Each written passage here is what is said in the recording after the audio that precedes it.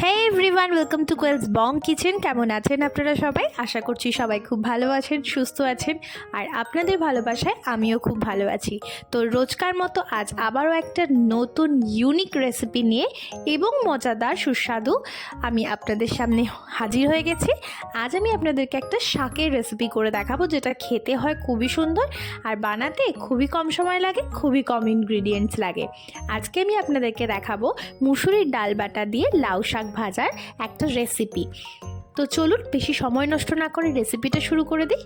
ফার্স্টে এখানে আমি একটা পাত্রে কিছুটা পরিমাণ জল নিয়ে নেব এবং সেটাতে আমি গরম করতে বসিয়ে দেব। হালকা জলটা যখন গরম হয়ে আসবে তখন এতে আমি টুকরো করে কেটে রাখা কুচি করে লাউ শাকগুলোকে দিয়ে দেব। একদম সব কিছু, শুধু পাতাটা নয়, পাতার সাথে ডাঁটগুলো আমরা দিয়ে দেবো ছোট ছোট করে কেটে, এবং স্বাদ অনুযায়ী কিছুটা নুন দিয়ে এটাকে আমি ভালো মতো সেদ্ধ করে নেব।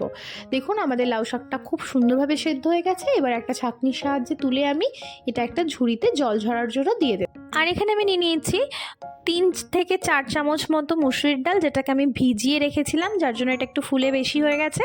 আর 10-12 কোয়া রসুন নিয়েছি, যেটাকে ছাড়িয়ে ভালো করে পরিষ্কার করে নেব, এবং ডাল আর ওই রসুন কোয়াটাকে আর আমি একটা শুকনো লঙ্কা দিয়ে এটাকে একটা ফাইন পেস্ট বানিয়ে নিয়েছি।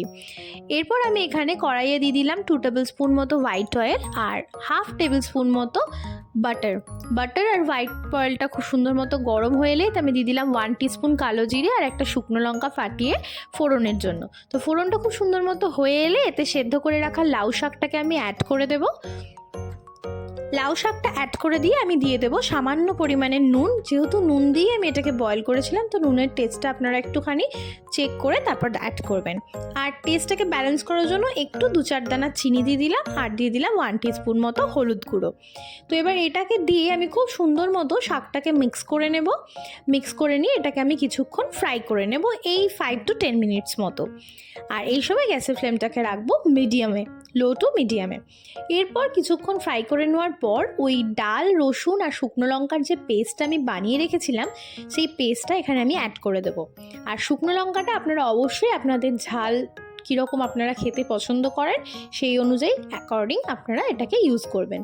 তো ডাল বাটাটা দিয়ে আমি শাকের সাথে খুব ভালো করে এটাকে মিক্স করে নিচ্ছি, এবং মিক্স করে এটাকে সুন্দর করে ফ্রাই করে নিতে হবে যতক্ষণ না ডালটা আমাদের ভালো মতো কুক হয়ে যাচ্ছে এবং শাকটাও আমাদের খুব সুন্দর মতো নরম হয়ে যাচ্ছে।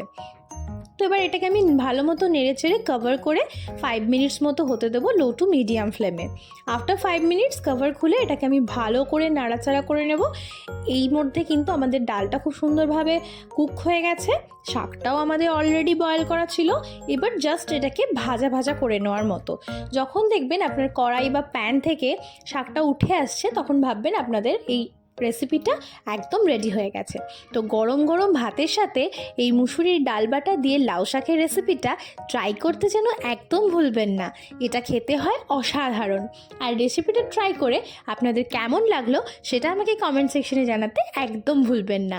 আর আপনাদের যদি এরকম মজাদার কোনো নিত্য নতুন রেসিপি দেখার ইচ্ছে হয়ে থাকে, সেটাও আমাকে কমেন্ট সেকশনে জানাবেন। আমি নিশ্চয়ই চেষ্টা করব আপনাদের সাথে সেই রেসিপিটা শেয়ার করার।